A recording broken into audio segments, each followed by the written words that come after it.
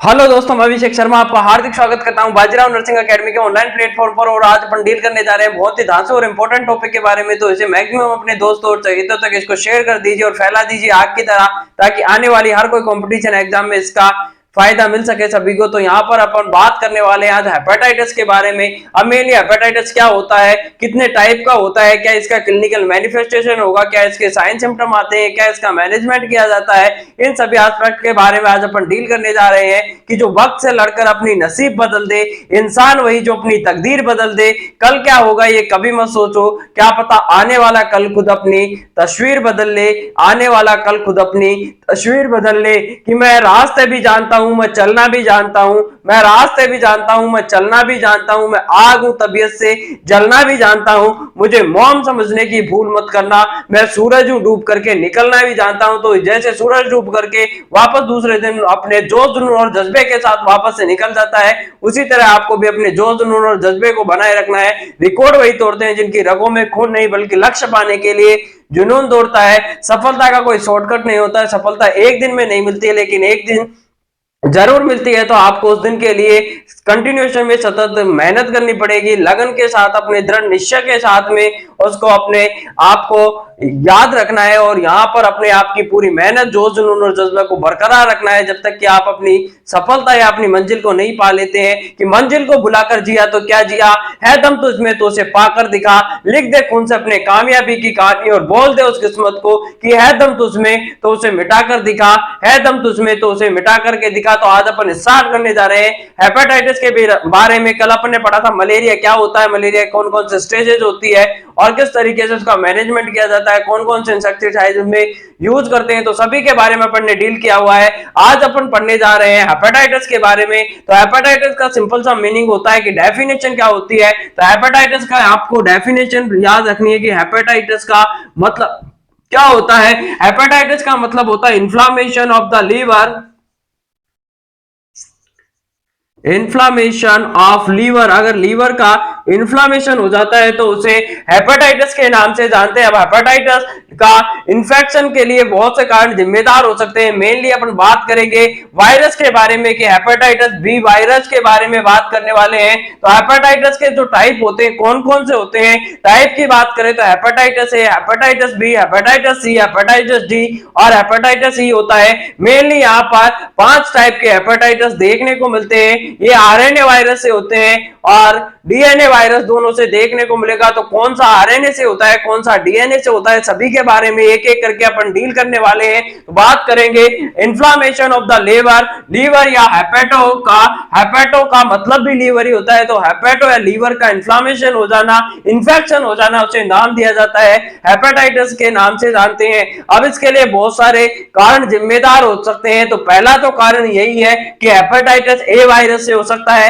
Hepatitis B virus से हो सकता है, सी से हो सकता है, डी से हो सकता है और ई से हो सकता है। तो ये 5 कारण तो हेपेटाइटिस वायरस के लिए जिम्मेदार हो गए। बात करते हैं सेकंड वन पर। अगर कोई पर्सन है अल्कोहलिज्म लेता है, ड्रिंकिंग करता है, दारूडिया है, तो उन पर्सन में भी चांसेस होते हैं हेपेटाइटिस होने के।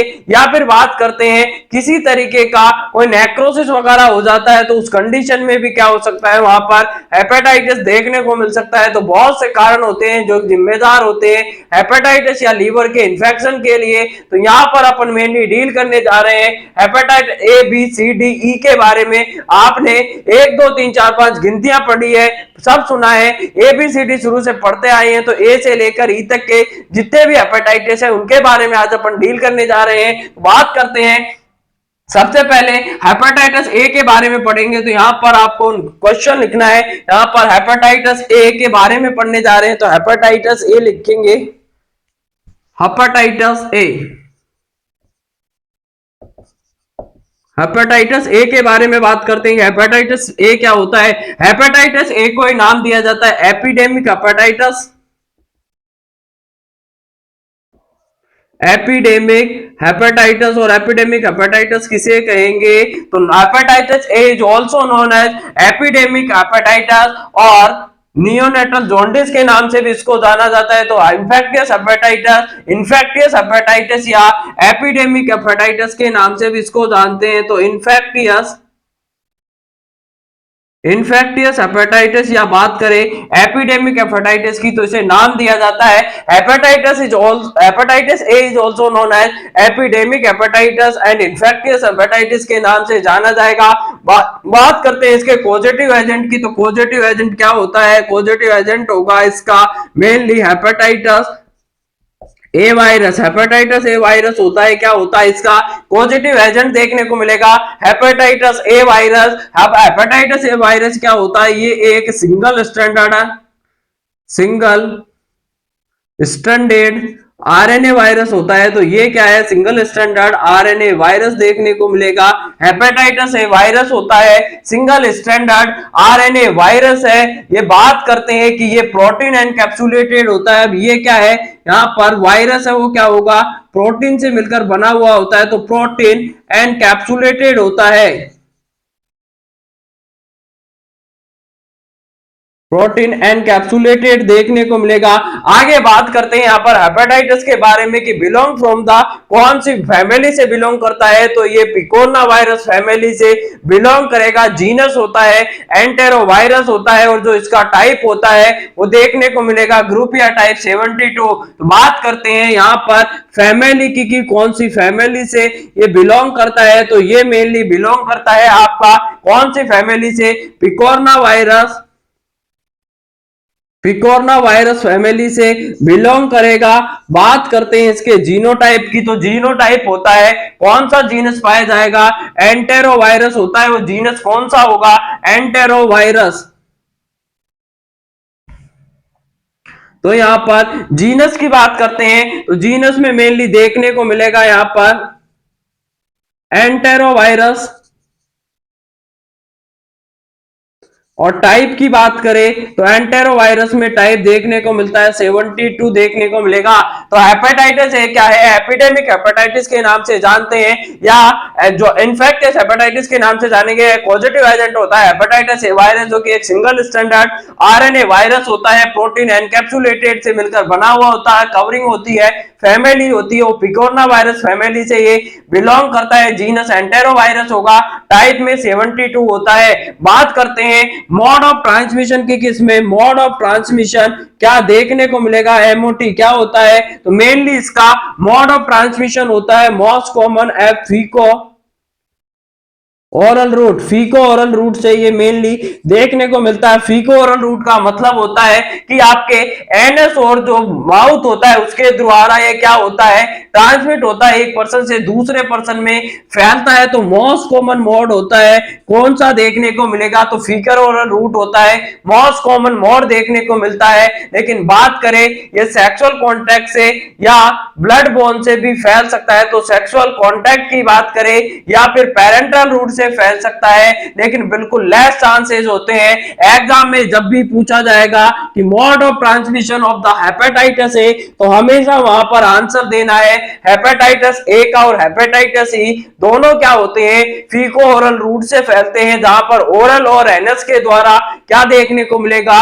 एक पर्सन से दूसरे पर्सन में चले जाते हैं। तो यहां पर इंक्यूबेशन पीरियड की बात करेंगे कि इंक्यूबेशन पीरियड इसका कितना होता है? तो आईपी की बात करते हैं, इंक्यूबेशन पीरियड की बात करेंगे। इंक्यूबेशन पीरियड इसका 15 to 60 डेज देखने को मिलेगा। तो इसका इंक्यूबेशन पीरियड होता है 15 से लेकर के 60 दिन का देखने को मिलेगा। इसके बाद में बात करते हैं कि ये most common affected age group कौन सी होती है? तो उसमें जो चिल्ड्रंस एज होती है, childrens age is most affected. Childrens age होती है या चिल्ड्रन होते हैं वो क्या होते हैं? मोस्ट अफेक्टेड होंगे। अफेक्टेड मोस्ट अफेक्टेड देखने को मिलेगा। जो चिल्ड्रन ग्रुप होता है, चिल्ड्रन एज होती है, मोस्ट इफेक्टिव देखने को मिलती है। Single infection provide the life time immunity. अब क्या होगा अगर मान लीजिए इसका एक बार इन्फेक्शन हो जाता है, तो सिंगल इन्फेक्शन अगर किसी पर्सन को या किसी बच्चे को इन्फेक्शन हो जाता है, तो single infection provide the life time immunity provide करा देगा। तो single infection provide life time immunity, तो उसको लाइफ टाइम क्या हो जाती है, इम्यूनिटी उससे प्रोवाइड हो जाती है, दोबारा से नहीं होता है। तो हेपेटाइटिस ए में बच्चों में मेनली सिंगल टाइम इन्फेक्शन होगा तो लाइफ टाइम इम्यूनिटी प्रोवाइड करा देता है, मीजल्स की तरह। आगे बात करते हैं यहाँ पर कि इसकी क्या है, वैक्सीन अवेलेबल है। तो वैक्सीन होती है, कितनी देते हैं, तो वैक्सीन है वो 0.5 ml देंगे। 0.5 ml में कितना देते हैं, तो 0.5 ml देते हैं। IM या इसको दिया जा सकता है, या तो इसको मेनली IM देंगे या फिर इसको दिया जा सकता है सबकुटेनियस रूट से दे सकते हैं। 0.5 ml देते हैं। कितनी डोज देंगे, तो यहां पर डोज की बात कर लेते हैं, तो 2 डोज देते हैं, तो 2 डोज दी जाती है। हेपेटाइटिस ए के बारे में वैक्सीन है वो 0.5 ml देते हैं। IM या SC दे सकते हैं। डोज की बात करें तो 2 डोज देते हैं। तो यहां पर मेनली देखने को मिलेगा वैक्सीन हाईली इफेक्टिव होती है। तो यहां पर जो वैक्सीन है वो क्या है, हाईली इफेक्टिव देखने को मिलेगी, बहुत ज्यादा इफेक्टिव होती है। तो हाईली इफेक्टिव यहां पर वैक्सीन देखने को मिलती है। बात करते हैं, गैप होता है 2 डोज के बीच में, minimum gap between the 2 dose 4 to 6 month का गैप होना चाहिए। तो मिनिमम गैप की बात करें कि 2 डोज के बीच का जो गैप होता है, मिनिमम गैप कितना होना चाहिए, तो minimum gap between the 2 dose, 2 dose के बीच का जो गैप होता है मिनिमम 4 to 6 मंथ का होना चाहिए। तो यहां पर आपको बहुत से पॉइंट देखने को मिलेगा। मिनिमम गैप होगा 4 से 6 महीने का, कम से कम मिनिमम गैप होना चाहिए। अब अगर हेपेटाइटिस ए है तो उसको डिसइंफेक्टेंट करने के लिए, हेपेटाइटिस ए वायरस को डिसइंफेक्टेंट करने के लिए क्या क्या यूज कर सकते हैं, तो फर्स्ट अपन यूज करेंगे बॉइलिंग कर सकते हैं। बॉइलिंग कितने टाइम तक करनी है, 5 मिनट तक इसमें बॉइलिंग कर सकते हैं, या फिर अल्ट्रा वायलेट फिल्ट्रेशन कर सकते हैं, या बात करें कि फॉर्मेलिन का यूज कर सकते हैं, ऑटोक्लेविंग कर सकते हैं, या फिर रेसिडुअल क्लोरीन का यूज करेंगे। और वो कितनी होती है, 1 mg पर लीटर के हिसाब से। क्लॉथिंग को वॉश करने के लिए क्या किया जा सकता है, यहां पर क्लॉथिंग को वॉश करने के लिए 1 mg क्या करेंगे, पर लीटर के हिसाब से क्लोरीन का यूज किया जा सकता है। तो ये आपका मेनली हेपेटाइटिस ए था जो कंप्लीट हुआ है। अब इसके बारे में बात करते हैं, बाद में हेपेटाइटिस बी की बात करेंगे, लेकिन उससे पहले कुछ नॉर्मल क्वेश्चन है उनको डील कर लिया जाता है। तो आपने यहाँ पर हेपेटाइटिस ए देखा, अब हेपेटाइटिस ए को दूसरा नाम दिया गया है इन्फेक्टियस हेपेटाइटिस और इन्फेक्टियस हेपेटाइटिस और एपिडेमिक हेपेटाइटिस। लेकिन बात करते हैं हेपेटाइटिस बी के बारे में कि हेपेटाइटिस बी क्या होता है। तो हेपेटाइटिस बी वायरस होता है, ये एक डीएनए वायरस से फैलता है। यहां पर मेनली जो मोड ऑफ ट्रांसमिशन होता है, पॉजिटिव एजेंट की बात करें तो हेपेटाइटिस बी वायरस से फैलेगा जो कि डीएनए वायरस होता है। बी और डी होते हैं, ये दोनों डीएनए वायरस होते हैं। बात करते हैं इसके बाद में कि यहाँ पर मोड ऑफ ट्रांसमिशन की, तो मोड ऑफ ट्रांसमिशन देखने को मिलेगा, most common mode of transmission sexual contact होता है। दूसरा पेरेंटल रूट से फैलने को मिलता है, जहां पर पोस्ट एक्सपोजर रिस्क होती है, एक्सपोजर रिस्क होती है वो 30% देखने को मिलती है। ऑक्यूपेशनल एक्सपोजर रिस्क की बात करते हैं, पेरेंटल हो सकता है मदर से उसके बच्चे में या भाभी जी से उसके बच्चे में जा सकता है। तो 3 टाइप से मेनली देखने को मिलेगा। बात करते हैं इसके बाद में कि इनका इंक्यूबेशन पीरियड कितना होता है हेपेटाइटिस बी का, तो इंक्यूबेशन पीरियड 45 to 180 डेज का होगा, 45 से 180 दिन का देखने को मिलता है। लेकिन इससे पहले अब अपन बहुत सारे क्वेश्चन डील करते हैं। तो नॉर्मल क्वेश्चन की मैं लाइन लगाना यहां से स्टार्ट करता हूं। तो hepatitis A is also known as, hepatitis A is also known as, तो इसे नाम दिया जाता है, आपने पढ़ लिया है, एपिडेमिक हेपेटाइटिस या फिर इसे इन्फेक्टियस। यहां से बहुत से क्वेश्चन आते हैं एग्जाम में, नाम से बहुत से क्वेश्चन आएंगे। हेपेटाइटिस ए को कौन सा नाम दिया जाता है, तो एपिडेमिक हेपेटाइटिस, इन्फेक्टियस हेपेटाइटिस। बात करते हैं सेकंड नंबर पे कि हेपेटाइटिस बी, हेपेटाइटिस बी को क्या नाम देंगे, तो serum hepatitis is also known as hepatitis B is known as the serum hepatitis. बात करें डिपेंडेंट हेपेटाइटिस की, तो डिपेंडेंट डिपेंडेंट हेपेटाइटिस कौन सा होगा? तो यहां पर आंसर देना है हेपेटाइटिस डी होता है। वो क्या होता है? डिपेंडेंट होता है। बात करते हैं most fulminant in pregnancy. Most fulminant, most fulminant in pregnancy, pregnancy में कौन सबसे ज्यादा फुलमिनेंट होता है? तो यहां पर फुलमिनेंट का मतलब होता है घातक, सबसे ज्यादा घातक या सीवियर कौन सा देखने को मिलेगा? तो हेपेटाइटिस ही होता है। वो नॉर्मल तो सबसे कॉमन नहीं है, लेकिन हेपेटाइटिस ही अगर प्रेगनेंसी में हो जाता है तो मोस्ट फुलमिनेंट यहाँ पर देखने को मिलेगा। हेपेटाइटिस ए के नाम से किसे जानते हैं? मोस्ट फुलमिनेंट होगा। Hepatitis B is the serum hepatitis के नाम से जाना जाएगा। डिपेंडेंट हेपेटाइटिस होता है वो हेपेटाइटिस डी देखने को मिलेगा। डीएनए वायरस से फैलता है। तो डीएनए वायरस से कौन सा फैलता है? Spread by DNA virus. अब डीएनए वायरस से कौन सा फैलता है? तो डीएनए वायरस से एक तो हेपेटाइटिस बी होगा और दूसरा डी होता है। हेपेटाइटिस बी और डी होते हैं, ये क्या है? डीएनए वायरस से फैलते हैं। बात करते हैं पोस्ट ट्रांसफ्यूजनल हेपेटाइटिस की।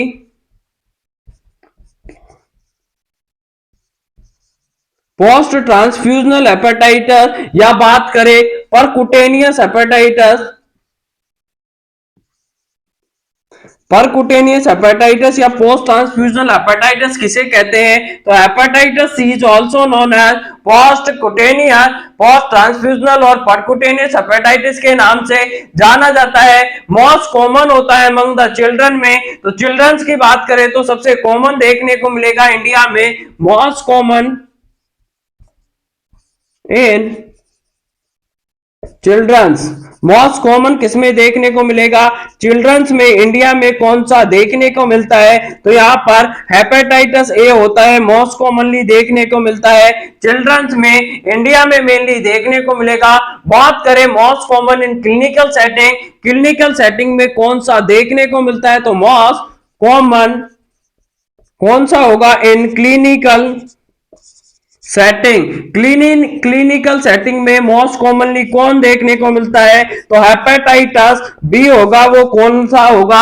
हेपेटाइटिस बी मेनली देखने को मिलता है क्लिनिक सेटिंग में देखने को मिलेगा। Can not be transmitted by the sexual contact और ब्लड ट्रांसफ्यूजन से ट्रांसमिट नहीं होता है। तो यहां पर एक क्वेश्चन और लिखना है, can not be transmitted by blood. BT का मतलब है ब्लड ट्रांसफ्यूजन और सेक्सुअल कांटेक्ट। अगर आपने किसी के साथ सेक्सुअल कांटेक्ट बनाया है अपनी भावनाओं को, अपनी इच्छाओं को पूरा करने के लिए, तो can not be transmitted by the blood transfusion and sexual contact से कौन सा नहीं फैलता है? तो हेपेटाइटिस ए और ई होते हैं। वो कौन सा नहीं फैलते हैं? तो हेपेटाइटिस ए और ई होता है मेनली किससे नहीं फैलता है? यहाँ पर ब्लड ट्रांसफ्यूजन से और सेक्सुअल कांटेक्ट से नहीं फैलता है। Can not be prevented by the vaccine, vaccine से प्रिवेंटेड नहीं किया जा सकता है। तो can not be prevented by vaccine, जिनका की वैक्सीन नहीं है या वैक्सीन से अभी प्रिवेंटेड नहीं किए जा सकते हैं, कौन सा हेपेटाइटिस होगा? तो हेपेटाइटिस सी और ई होते हैं। वो hepatitis C and hepatitis E है, वो वैक्सीन प्रिवेंटेबल नहीं होते हैं। वैक्सीन उनकी अभी नहीं है तो वैक्सीन से प्रिवेंटेड नहीं होते हैं। कौन से?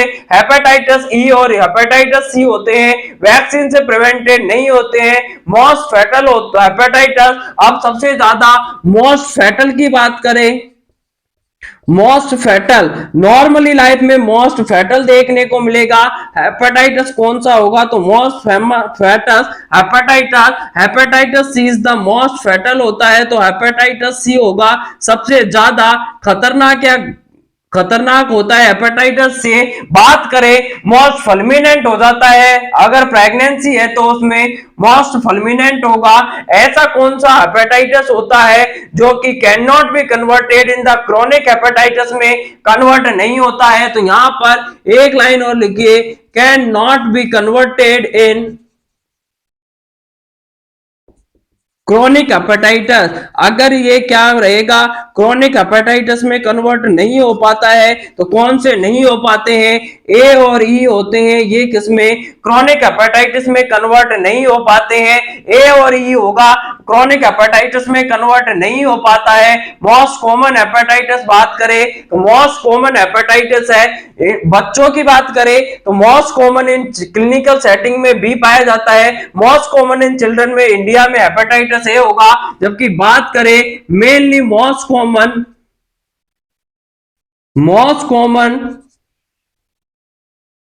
मोस्ट कॉमन हेपेटाइटिस कौन सा होता है, तो मोस्ट कॉमन होगा हेपेटाइटिस ई होता है, सबसे ज्यादा कॉमन होता है। लेकिन मोस्ट कॉमन इन चिल्ड्रन में पूछ लिया जाए तो हेपेटाइटिस ए आंसर देना है। Most common in clinical setting hepatitis B देखने को मिलेगा। विच हेपेटाइटिस परक्यूटेनियस हेपेटाइटिस, तो हेपेटाइटिस सी होता है।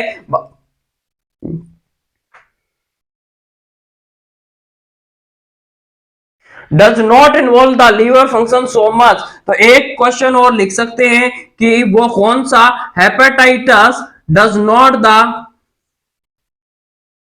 विच हेपेटाइटिस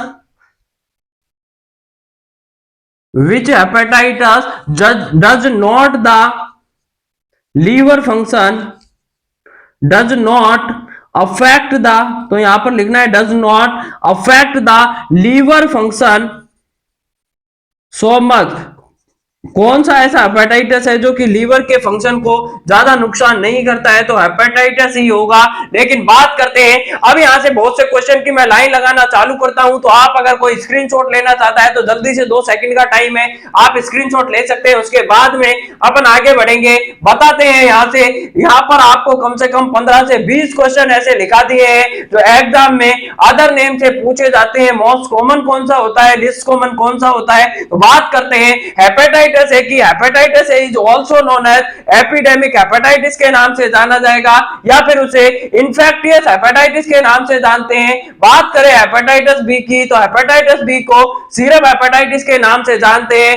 हेपेटाइटिस डी होता है डिपेंडेंट होता है, यहां पर बी होगा तभी डी होगा, नहीं तो बी नहीं है तो हेपेटाइटिस डी होता है, बी की उपस्थिति में ही होगा। डी अगर है तो बात करते हैं मोस्ट फल्मिनेंट, सबसे ज्यादा घातक हो जाता है इन प्रेगनेंसी में, तो हेपेटाइटिस ई होता है सबसे ज्यादा घातक या फल्मिनेंट होता है प्रेगनेंसी में। बात करें spread by the DNA virus से फैलता है, तो हेपेटाइटिस बी और डी होते हैं, ये डीएनए वायरस से फैलेंगे।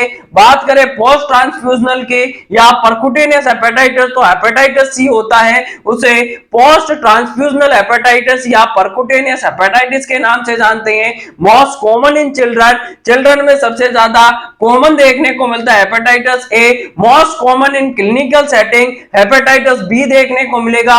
मोस्ट कॉमन हेपेटाइटिस की बात करें तो हेपेटाइटिस ई होता है, मोस्ट कॉमन होता है, can not be transmitted by the blood transfusion और सेक्सुअल कांटेक्ट के द्वारा नहीं फैलता है। तो यहां पर ए और ई होते हैं वो ब्लड ट्रांसफ्यूजन और सेक्सुअल कांटेक्ट से नहीं फैलते हैं। Can not be prevented by vaccine से प्रिवेंट नहीं किया जा सकता है, तो कौन कौन से, सी और किसको, ई को प्रिवेंट नहीं कर सकते वैक्सीन से। मोस्ट फैटल हेपेटाइटिस है, हेपेटाइटिस सी होगा। Can not be converted in chronic hepatitis में कन्वर्ट नहीं होते हैं, ए और ई नहीं होगा। Which hepatitis does not affect the liver function so much, तो हेपेटाइटिस सी। तो बहुत ही ज्यादा इंपॉर्टेंट यहां पर क्वेश्चन मार्क लगा करके आप क्वेश्चन नोट कर लो। 2 से 3 क्वेश्चन आपको ऐसे मिलते हैं बार बार में जहां पर इन हेपेटाइटिस से क्वेश्चन पूछे जाते हैं, तो आपको अच्छी तरीके से एक बार अपनी नोटबुक में इसको नोट करना है। आगे बढ़ेंगे इसके बाद में, अब बात करेंगे हेपेटाइटिस डी की पूरी डिटेल के बारे में। तो हेपेटाइटिस डी को is also known as serum hepatitis के नाम से जानते हैं। ये किससे फैलता है, डीएनए वायरस है। हेपेटाइटिस डी होता, हेपेटाइटिस बी और डी होते हैं, दोनों डीएनए वायरस होते हैं। बात करते हैं कौन सी फैमिली से ये बिलोंग करेगा, तो हेपा डीएनए वायरस फैमिली से ये हीपा डीएनए वायरस फैमिली से ये बिलोंग करता है। इसको किसने दिया था या किसने इसको डिस्कवर किया था? तो मिस्टर ब्लूमबर्ग ने इसको डिस्कवर किया 1963 में। इसको मिस्टर ब्लूमबर्ग ने डिस्कवरी करी थी इसकी, तो 1963 में। आगे बात करते हैं इंक्यूबेशन पीरियड का, तो इंक्यूबेशन पीरियड होता है 45 टू 180 डेज का देखने को मिलेगा। आगे इसके बाद में बात करते हैं कि इसका मोड ऑफ ट्रांसमिशन क्या होता है। सेक्सुअल कांटेक्ट होगा, और सेक्सुअल कांटेक्ट में कौन सा होता है? हेटेरोसेक्सुअल देखने को मिलेगा, जहां पर मेल टू फीमेल में देखने को मिलता है। तो बात करते हैं हेपेटाइटिस बी के बारे में कि हेपेटाइटिस बी क्या है। हेपेटाइटिस बी को is also known as serum serum hepatitis के नाम से भी जानते हैं। तो serum hepatitis is also known as hepatitis B. बात करते हैं ये क्या होता है। हेपेटाइटिस बी है, ये कौन सा वायरस है? ये डीएनए वायरस होता है। तो यहां पर वायरस की बात करें तो ए था वो आरएनए वायरस था, लेकिन ये क्या है? डीएनए वायरस होता है। बात करते हैं फैमिली के, तो फैमिली होगी, कौन सी फैमिली होती है? यहां पर हीपा। बात कर लो यहां पर फैमिली की, कौन सी फैमिली से बिलोंग करता है? तो HEPA DNA virus family, HEPA DNA virus family से ये बिलोंग करता है। इसके बाद में अपन पढ़ते हैं कि यहां पर हीपा डीएनए वायरस फैमिली से बिलोंग करेगा। इसकी डिस्कवरी किसने करी थी? तो डिस्कवर्ड बाय ब्लूमबर्ग। ब्लूमबर्ग ने इसकी डिस्कवरी करी थी, और कब करी थी? 1963 में ब्लूमबर्ग ने हेपेटाइटिस बी की डिस्कवरी करी। हेपेटाइटिस बी वायरस की डिस्कवरी किसने करी? ब्लूमबर्ग ने करी थी। कब करी थी? 1963 में करी थी। ये रेस्पॉन्सिबल फैक्टर होता है वायरस के लिए, वो डेंस पार्टिकल होते हैं। बात करें इंक्यूबेशन पीरियड की, तो इंक्यूबेशन पीरियड होता है इसका मेनली 45 टू 180 डेज का इंक्यूबेशन पीरियड देखने को मिलेगा। बात करते हैं इसके बाद में एमओटी की, मोड ऑफ ट्रांसमिशन के बारे में बात करेंगे। तो मेनली ये सेक्सुअल कांटेक्ट से देखने को मिलेगा। तो सेक्सुअल कांटेक्ट से देखने को मिलता है यहां पर जब भी। उसके बाद में सेकंड और सेक्सुअल कांटेक्ट में भी कौन सा? हेटेरोसेक्सुअल से मिलेगा। सोना बाबू में जब सेक्सुअल कांटेक्ट होता है तो उससे देखने को मिलेगा सेक्सुअल कांटेक्ट है, हेटेरोसेक्सुअल से देखने को मिलेगा। जबकि अगर हेपेटाइटिस से सेक्सुअल कांटेक्ट से होता है तो होमोसेक्सुअल से होगा। बात करते हैं सेकंड नंबर पे कि ये पेरेंटल हो सकता है। अब पेरेंट्रल का मतलब होता है, पेरेंट्रल ट्रांसमिशन हो सकता है। पेरेंट्रल का मतलब होता है कि आप इंजेक्शन के थ्रू, ब्लड बॉर्न के थ्रू हो सकता है। बात करें पेरीनेटल देखने को मिलेगा। अब पेरीनेटल का मतलब क्या होता है? पेरीनेटल का मतलब होता है मदर टू फीटस, मदर से फीटस में देखने को मिलेगा, पेरीनेटल कहलाएगा। पेरेंट्रल का मतलब होता है ब्लड के द्वारा देखने को मिलेगा, तो उसे पेरेंट्रल के नाम से जानते हैं। तो मोड ऑफ ट्रांसमिशन है मेनली सेक्सुअल कांटेक्ट हुआ, पेरेंटल एंड पेरीनेटल होगा। पेरीनेटल का मतलब होता है मदर से उसके फीटस में चले जाना। अगर कोई हेपेटाइटिस बी पॉजिटिव मदर है वो अपने बच्चे को जन्म देती है, तो उसमें रिस्क होती है कि हेपेटाइटिस बी वाला बच्चा उसमें पैदा हो सकता है। वो वायरस है, वो उसको प्लेसेंटा को क्रॉस करके बेबी में चला जाएगा। तो हाई रिस्क पॉपुलेशन की बात करें, यहां पर इंक्यूबेशन पीरियड कितना की बात करी अपन ने? 45 से 180 दिन का होगा। 6 वीक से लेकर के इसको नाम दिया जा सकता है कि 6 वीक टू 6 मंथ देखने को मिलेगा। तो यहां पर मेनली बहुत से क्वेश्चन आपके 1 बाय 1 करके डील हो चुके हैं। आगे बात करते हैं हाई रिस्क पॉपुलेशन कौन सी होती है। तो हाई रिस्क पॉपुलेशन के बारे में बात करें तो प्रोस्टिट्यूट करने वाली जो लोग होते हैं, प्रोस्टिट्यूशन करते हैं, उनमें हाई रिस्क होती है। जो सर्जन होते हैं उनमें हाई रिस्क होती है। हेल्थ केयर प्रोफेशनल के जो व्यक्ति होते हैं उनमें ऑक्यूपेशनल एक्सपोजर रिस्क की बात करें तो यहां पर ऑक्यूपेशनल एक्सपोजर रिस्क, और अपन ने पहले भी पढ़ा था ऑक्यूपेशनल एक्सपोजर रिस्क होती है एचआईवी की केवल 0.3% होती है, लेकिन हेपेटाइटिस बी की 30% देखने को मिलती है। आगे बात करते हैं आईवी ड्रग यूजर्स में हो सकता है, लेबोरेटरी वर्कर्स में देखने को मिल सकता है, या फिर स्ट्रीट चिल्ड्रन में, और हेपेटाइटिस बी वायरस से मदर से बच्चे में देखने को मिल सकता है। तो हेपेटाइटिस बी में भी अक्यूट और क्रॉनिक दोनों टाइप का हो सकता है। हेपेटाइटिस बी होता है अक्यूट हो सकता है, क्रॉनिक हो सकता है। बात करते हैं यहाँ पर person recover from the hepatitis B infection does not have the second attack rate, उसमें नहीं होती है। बात करते हैं सेकंड अटैक रेट की, तो यहाँ पर एक बार होने के बाद दोबारा नहीं होता है हेपेटाइटिस बी से। तो अगर कोई पर्सन है उसको हेपेटाइटिस ए हो बी हो गया है तो उसमें लाइफ टाइम इम्यूनिटी बन जाती है, दोबारा से उसमें चांसेस नहीं होते हैं हेपेटाइटिस होने के। बात करें एंटीजन एंटीबॉडी मार्कर के बारे में, तो यहां पर बहुत से क्वेश्चन है। एंटीजन एंटीबॉडी मार्कर के बारे में बात करेंगे, तो एंटीजन एंटीबॉडी मार्कर से भी क्वेश्चन पूछा जा सकता है। यहां पर बात करते हैं एंटीजन एंटीबॉडी मार्कर के बारे में, तो बात करेंगे सबसे पहले एंटीजन के बारे में, एचबीएसएजी के बारे में। एचबीएसएजी और एचबीएसएजी क्या होता है? Hepatitis B surface antigen. Hepatitis B surface antigen के नाम से जाना जाता है। तो एचबीएसएजी क्या है?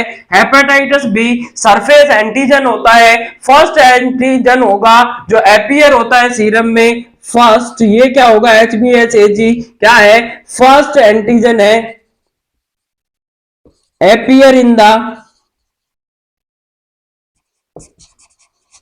सीरम, जो सीरम में अपीयर होने वाला फर्स्ट एंटीजन होता है। एचबीएसएजी क्या है? हेपेटाइटिस बी सरफेस एंटीजन होगा, फर्स्ट एंटीजन होता है जो कि अपीयर होता है, मेनली सीरम में सबसे पहले देखने को मिलेगा, इसीलिए इसका दूसरा नाम दिया गया है। एचबीएसएजी is also known as Australian antigen, इसे ऑस्ट्रेलियन एंटीजन के नाम से भी जाना जाता है। तो एचबीएसएजी antigen is also known as Australian antigen के नाम से भी इसको जाना जाता है। बात करते हैं first evidence of the infection and epidemiological marker होता है हेपेटाइटिस बी इंफेक्शन का। ये क्या है? फर्स्ट एपिडेमियोलॉजिकल मार्कर होता है, या फिर या बात कर ले कि जो फर्स्ट एविडेंस होता है इंफेक्शन का और epidemiological marker of hepatitis A. तो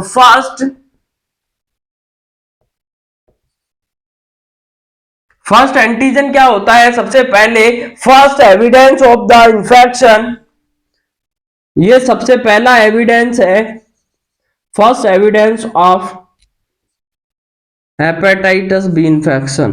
हेपेटाइटिस बी इंफेक्शन हुआ है तो उसका फर्स्ट जो एविडेंस होगा क्या होता है? ये एचबीएसएजी होगा और एपिडेमियोलॉजिकल मार्कर होगा।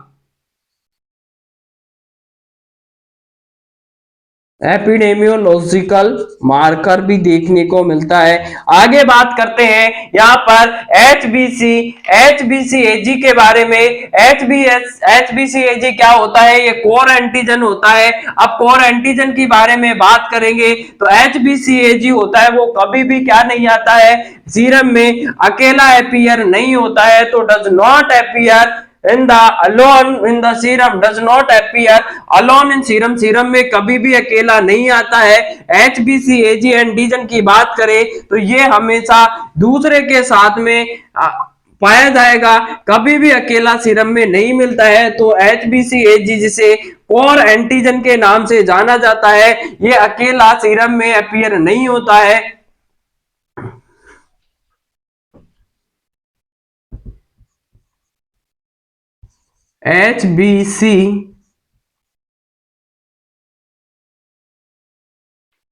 एचबीसीएजी के बारे में बात करते हैं तो एचबीसीएजी क्या होता है? एचबीसीएजी एंटीजन के बारे में बात करें तो ये क्या है? कोर एंटीजन होता है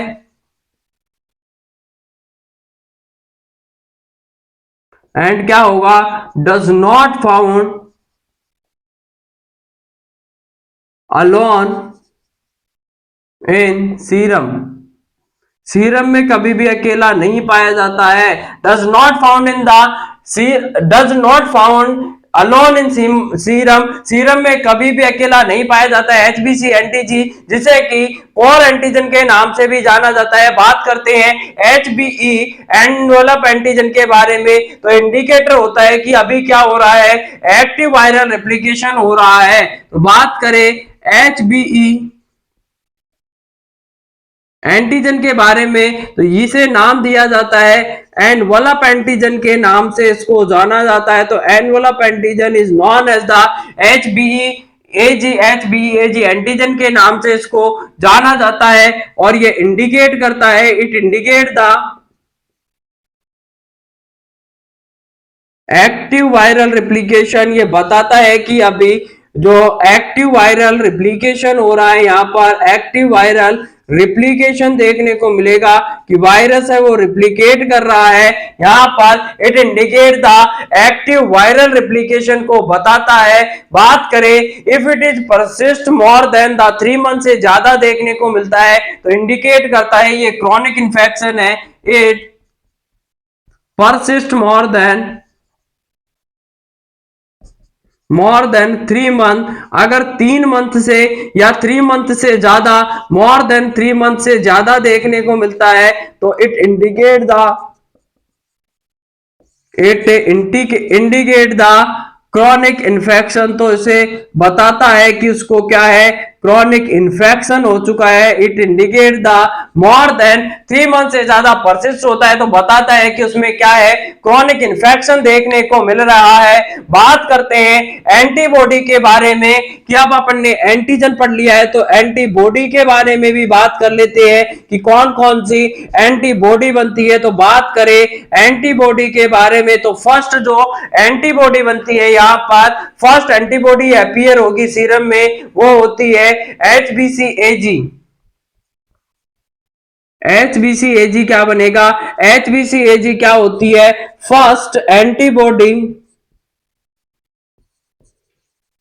first antibody appear in serum, serum में जो फर्स्ट एंटीबॉडी अपीयर होती है उसे नाम दिया जाता है एचबीसीएजी एंटीबॉडी के नाम से जानेंगे, जिसमें फर्स्ट एंटीबॉडी होती है सीरम में अपीयर होती है। जबकि बात करें फर्स्ट एंटीजन अपीयर होता है एचबीएसएजी एंटीजन होगा जो फर्स्ट एंटीजन होता है, लेकिन एचबीसीएजी एंटीबॉडी होती है वो फर्स्ट एंटीबॉडी होती है जो कि सीरम में अवेलेबल होती है या अपीयर होती है। सबसे पहले बात करें एंटीबॉडी के बारे में कि एचबीईएजी एंटीबॉडी क्या होती है, तो एचबी एंटीबॉडी का मतलब होता है, एचबीईएजी एंटीबॉडी इंडिकेट करती है कि यहां पर वायरल एप्लीकेशन था वो स्टॉप हो चुका है। सेकंड नंबर पे बात करें एचबीईएजी एंटीबॉडी के बारे में, तो it indicate the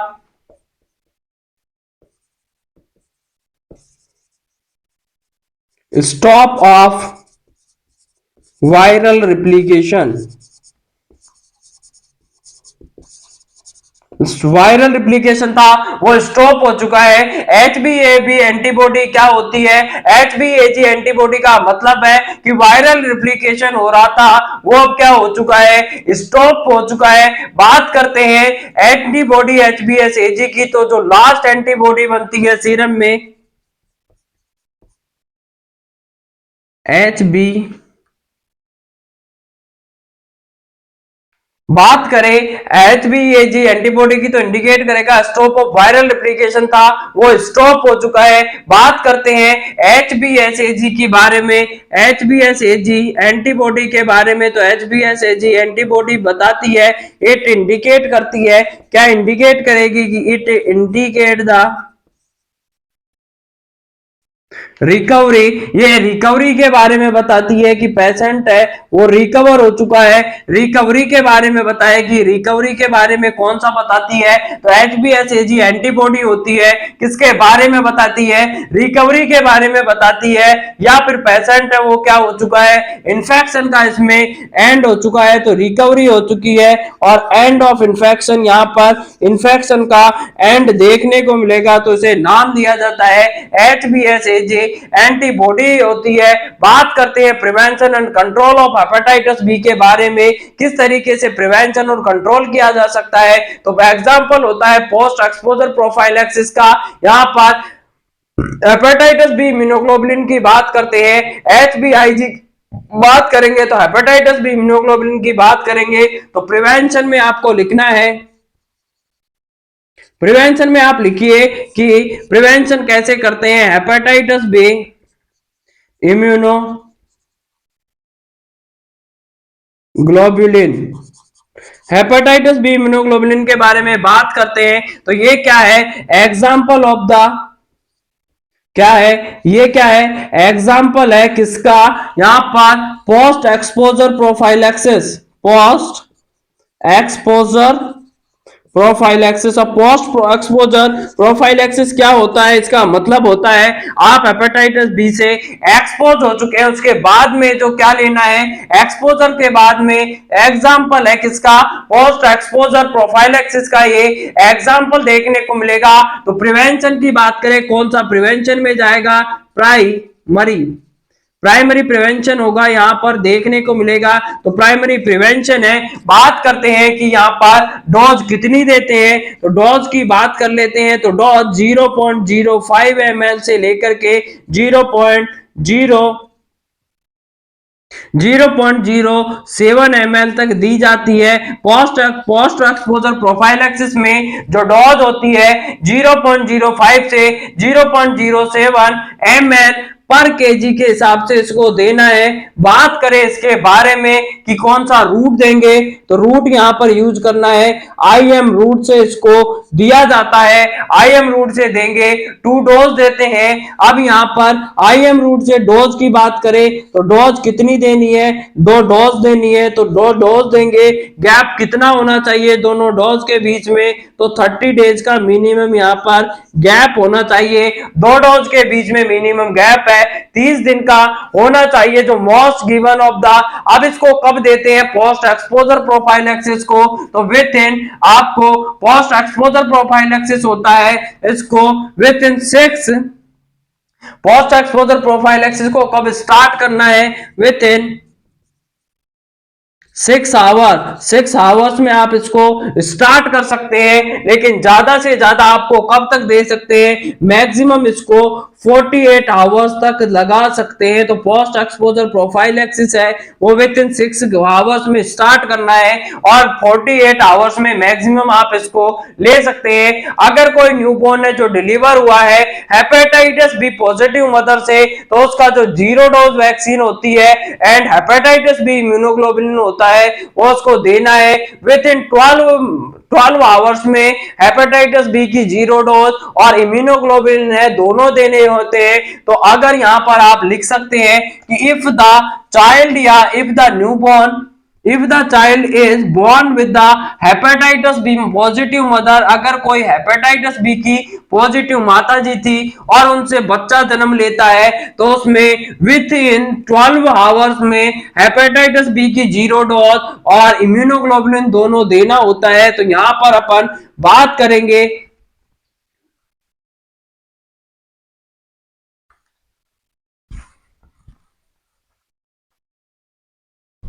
if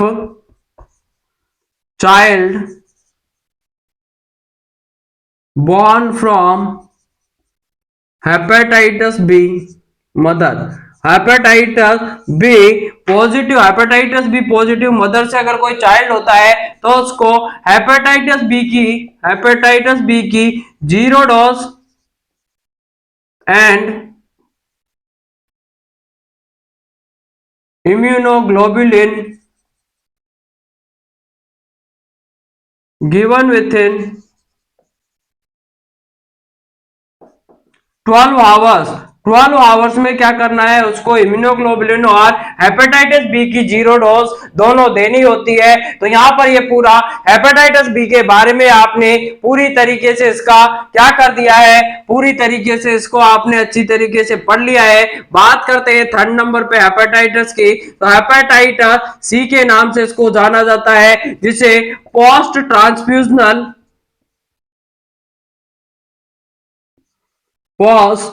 transfusional hepatitis, या फिर इसे कह सकते हैं कि आपका परकुटेनियस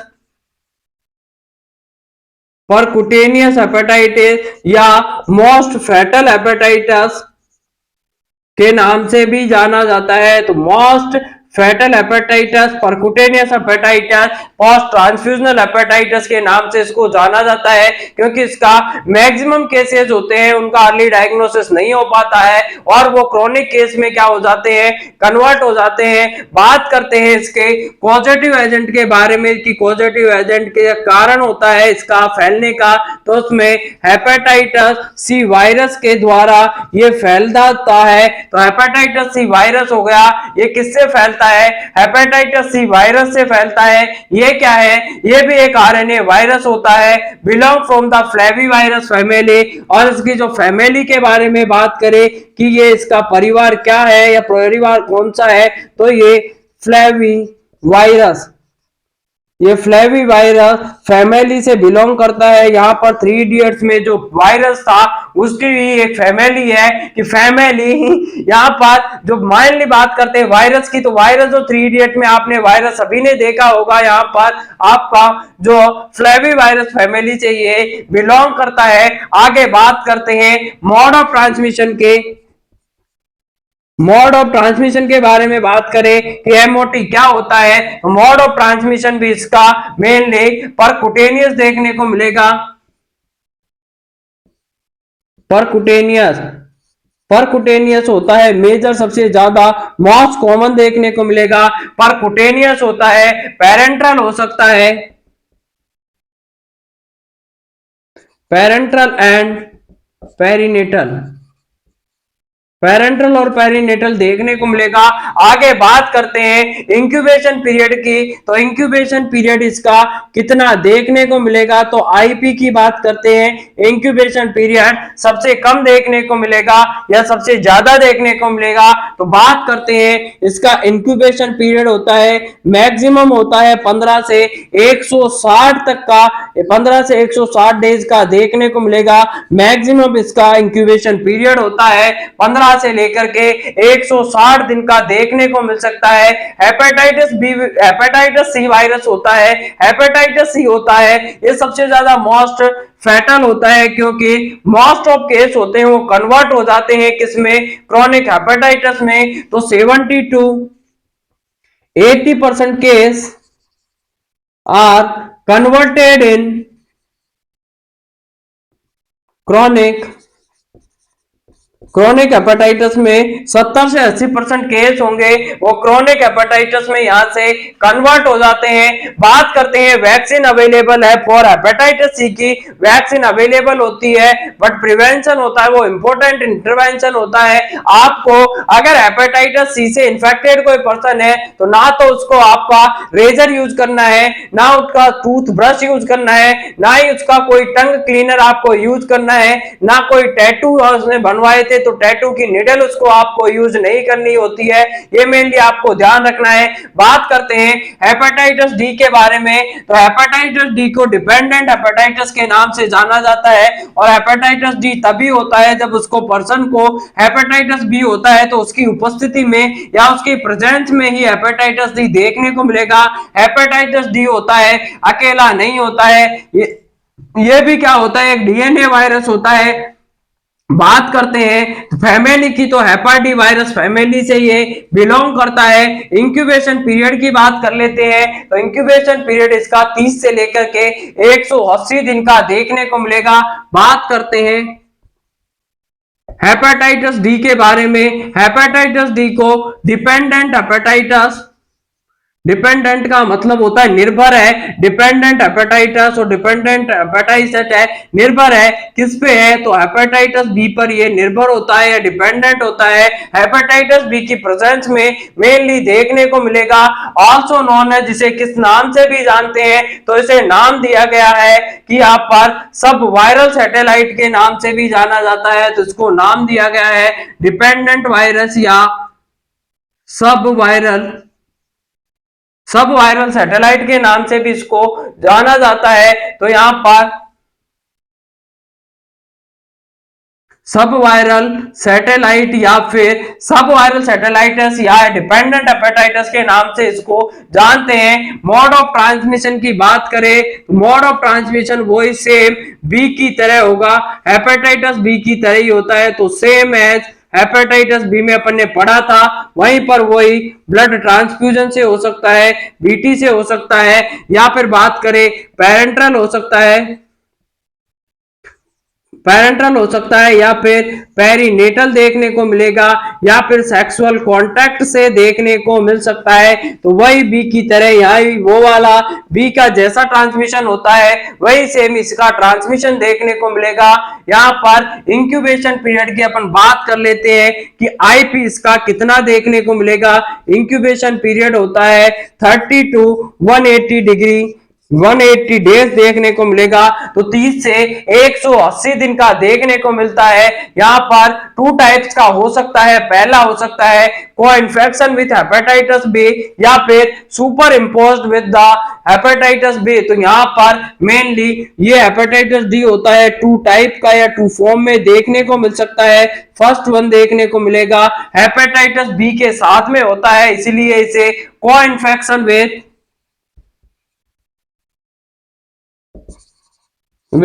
हेपेटाइटिस बी के साथ को इन्फेक्शन में देखने को मिल सकता है। या बात करें superimposed hepatitis B, superimposed हो सकता है, या हेपेटाइटिस बी के साथ में को इन्फेक्शन में देखने को मिल सकता है। बात करते हैं लास्ट हेपेटाइटिस की, कि हेपेटाइटिस ई के बारे में बात करेंगे। तो हेपेटाइटिस ई होता है, उसे नाम दिया जाता है मेनली यहाँ पर फीको ओरल रूट से फैलने वाले हेपेटाइटिस होता है, हेपेटाइटिस ए और हेपेटाइटिस ई। तो यहाँ पर जो हेपेटाइटिस ई से मेनली क्वेश्चन पूछा जाता है रूट के बारे में पूछेंगे कि कौन से रूट से फैलता है, तो हेपेटाइटिस ई के बारे में अपन को बात करनी है, हेपेटाइटिस ई। तो हेपेटाइटिस ई के बारे में बात करेंगे।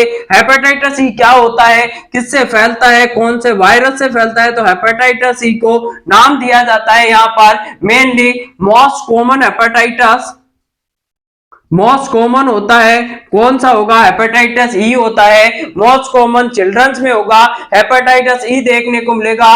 मोस्ट फैटल होता है इन प्रेगनेंसी में, तो बात करें मोस्ट फैटल इन प्रेगनेंसी, अगर प्रेगनेंसी में हो गया तो खतरनाक साबित हो सकता है, भाभी जी की जान ले जा सकता है। तो मोस्ट फैटल होता है प्रेगनेंसी में, वो कौन सा होगा, हेपेटाइटिस ई देखने को मिलेगा। बात करते हैं कि जिसमें नॉर्मली होता है तो इसमें जो लीवर के फंक्शन होते हैं वो ज्यादा इसमें क्या नहीं होते हैं, अफेक्टेड नहीं होता है। बात करते हैं यहाँ पर पॉजिटिव एजेंट के बारे में कि हेपेटाइटिस ई का पॉजिटिव एजेंट क्या होता है जिसके द्वारा फैलता है, तो हेपेटाइटिस ई वायरस होता है, इसके द्वारा ये मेनली देखने को मिलता है। बात करते हैं इसके इंक्यूबेशन पीरियड की, तो इंक्यूबेशन पीरियड बहुत कम होगा, इसका इंक्यूबेशन पीरियड होता है वो केवल 10 से लेकर के 60 दिन का देखने को मिलेगा, तो 10 to 16 डेज का यहाँ पर इंक्यूबेशन पीरियड देखने को मिलता है। बात करें मोड ऑफ ट्रांसमिशन के बारे में, मोड ऑफ ट्रांसमिशन होता है फीको ओरल रूट से मेनली ये देखने को मिलेगा। तो मोड ऑफ ट्रांसमिशन में क्या है, फीको ओरल रूट से ये देखने को मिलता है। बात करें फैमिली की, तो कैल्सी वायरस फैमिली से ये बिलोंग करता है। तो फैमिली की बात करें, इसके परिवार की बात करें, तो कैल्सी वायरस फैमिली से ये कैल्सी वायरस फैमिली से बिलोंग करेगा। तो यहाँ पर कैल्सी वायरस फैमिली से ये बिलोंग करता है। फल्मिनेंट हो सकता है, इसकी जो CFR होती है वो कितनी होती है, तो बात करें तो CFR की क्रूड फर्टिलिटी रेट होती है 20 से लेकर के 40% देखने को मिलेगी, लेकिन मैक्सिमम पूछ ली जाए तो मैक्सिमम ये 40 to 80% इसका CFR या क्रूड फर्टिलिटी रेट हो सकती है। मैनेजमेंट की बात करेंगे तो मैनेजमेंट में यहां पर क्या करवाना है, मैनेजमेंट में सबसे पहले रेस्ट करवानी है, रेस्ट इज द बेस्ट आपको आंसर देना है। बात करते हैं सेकंड नंबर पे कि एक्टिविटीज को क्या करना है, लिमिट द एक्टिविटीज। अब क्या है, एक्टिविटीज को क्या करना है, लिमिट करना है। आगे बात करें कि स्पाइसी और ऑयली फूड को अवॉइड करना है तो avoid spicy and oily food, oily food और स्पाइसी फूड को अवॉइड करना है। आगे बात करें हाइड्रेशन मेंटेन करके रखना है तो मेंटेन द हाइड्रेशन, हाइड्रेशन को मेंटेन करके रखना है। तो ये पूरी तरीके से आपने आने वाले देश और दुनिया के हेपेटाइटिस ABCD से जो भी क्वेश्चन बनते हैं उन सभी क्वेश्चन का 1 बाय 1 करके अपन ने यहाँ पर डील कर लिया गया है। तो यहाँ से आने वाला एग्जाम का हर कोई क्वेश्चन इंपॉर्टेंट होता है, बहुत ही ज्यादा। एग्जाम्पल में यहाँ से एग्जाम में एग्जाम्पल के तौर पर इनके अदर नेम मेनली पूछे जाते हैं, मोड ऑफ ट्रांसमिशन के बारे में बात करते हैं और इंक्यूबेशन पीरियड है, ये सभी क्या है इसके इंपॉर्टेंट रहने वाले हैं। तो यहाँ पर आपने आज एक और बेहतरीन और बहुत ही ज्यादा शानदार जिंदाबाद टॉपिक आपने डील कर लिया है। तो इसे मैक्सिमम अगर वीडियो पसंद आए तो लाइक शेयर सब्सक्राइब जरूर करें, मैक्सिमम अपने फ्रेंड और चहेतों के साथ इसको फैला दीजिए ताकि आने वाली हर कोई कॉम्पिटिटिव एग्जाम में सभी को इसका लाभ मिल सकता है। तो आज आपको किसी के पीछे नहीं भागना है, आपको अगर आज आपने सर झुका करके पढ़ाई कर ली तो आने वाले समय में सबसे ऊंचा सर आपका ही रहने वाला है। तो जिसने आज अगर आप किताबों के दीवाने हो गए तो आने वाली जिंदगी में दुनिया आपकी दीवानी हो जाएगी। लाइफ में आप जितना स्ट्रगल करोगे उतनी ज्यादा आपकी लाइफ है स्ट्रांग बनती चली जाएगी, और जितनी ज्यादा आप स्ट्रांग बनोगे लाइफ उतनी इजी होती चली जाती है। तो आपको हमेशा इंटरनल मोटिवेट होकर, इंटरनल आपके फोर्स से इंटरनल मोटिवेट होकर के आपकी इच्छाओं को यहाँ पर क्या करना है, अपने लक्ष्य में बदलना है। तो यहाँ पर क्या करना है, सबसे पहले कि कर्म तुम्हारा कल होगा और कर्म विगर सच्चाई है तो कर्म कहां निष्फल होगा। हर मुश्किल का हल होगा, वो आज नहीं तो कल होगा, वो आज नहीं तो कल होगा। लोहा जितना तपता है उतनी ही ताकत भरता है, सोने को जितनी आग लगे वो उतना प्रखर निखरता है, हीरे को जितनी धार लगे वो उतना खूब चमकता है। मिट्टी का बर्तन पकता है तब धुन पर खूब खनकता है, मिट्टी का बर्तन पकता है तब धुन पर खूब खनकता है। सूरज जैसा बनना है तो पहले सूरज जैसा जलना होगा, नदियों सा आदर पाना है तो पर्वत छोड़ निकलना होगा। हम भी उस माँ के बेटे हैं क्यों सोचे राज सरल होगा, थोड़ा ज्यादा वक्त लगेगा पर संघर्ष जरूर सफल होगा, वो आज नहीं तो कल होगा। और कर्म विगर सच्चाई है तो कर्म कहां निष्फल होगा, हर मुश्किल का हल होगा, वो आज नहीं तो कल होगा, वो आज नहीं तो कल होगा। इसीलिए आप मेहनत करते जाइए, बिना फल की आज किए। आज आप मेहनत करोगे तो ऊपर वाला भगवान आपको सब देख रहा है, आपकी मेहनत का फल कभी भी बेकार नहीं होता है, सफलता का कोई शॉर्टकट नहीं होता है। मेरे पास कोई गुरु मंत्र नहीं है मैं आपको दे दूं, लेकिन एक दिन आप अगर मेहनत करके मेरी बात मान करके आज पढ़ाई करते रहे तो आने वाली समय में आप अपने लक्ष्य को जरूर पालेंगे। इसी उम्मीद के सहारे तो ये दरिया पार होगा, कभी ना कभी तो आपको भी आपकी किताबों से प्यार होगा। इसलिए आज आपको अगर पूरे दिल से प्यार करना है आपकी किताबों के साथ करिए। आज आप अगर किताबों के दीवाने हो गए तो आने वाले समय में दुनिया आपकी दीवानी हो जाएगी। बात मिलते हैं आपसे बहुत जल्द नए वीडियो में नए टॉपिक के साथ, तब तक के लिए जय हिंद, जय Bharat, thanks to all, love you to all.